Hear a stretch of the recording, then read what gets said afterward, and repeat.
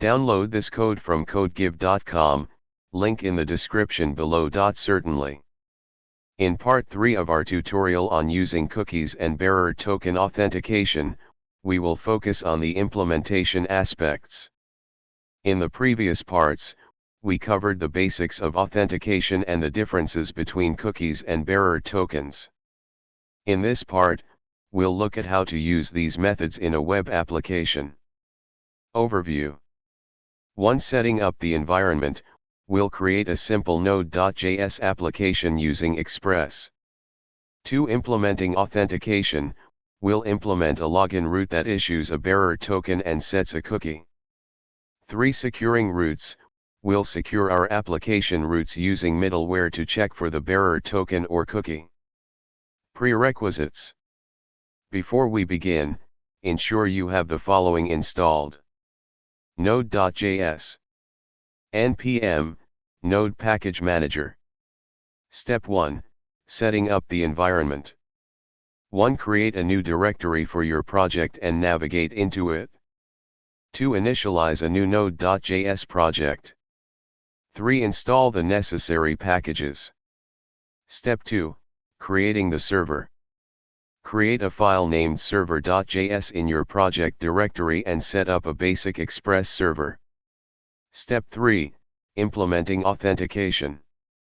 Add a login route that verifies user credentials and issues a JWT, JSON web token, as a bearer token. We'll also set a cookie with the token. Step 4, securing routes. Now, let's create a middleware function to protect our routes. This middleware will check for the token in the cookies. Step 5, testing the implementation. 1. Start your server. 2. Use an API testing tool like Postman or curl to test the login and protected routes. Login request. Method, post. URL, http://localhost3000/login. Body. Protected route request. Method, get. URL, http://localhost3000/protected. Ensure that the cookie is set in your request. Postman allows you to manage cookies. Conclusion. In this tutorial, we implemented a simple node.js application with bearer token authentication using cookies. We created a login route that issues a JWT and sets it as an HTTP-only cookie. We also secured our routes using middleware to authenticate users based on the token. Next steps.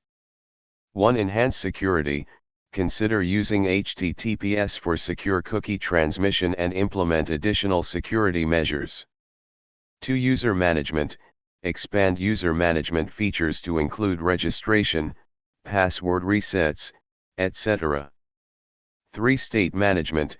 Explore how to manage state on the client side, especially for handling authentication in single-page applications, SPAs. Feel free to ask if you have any questions or need further clarification.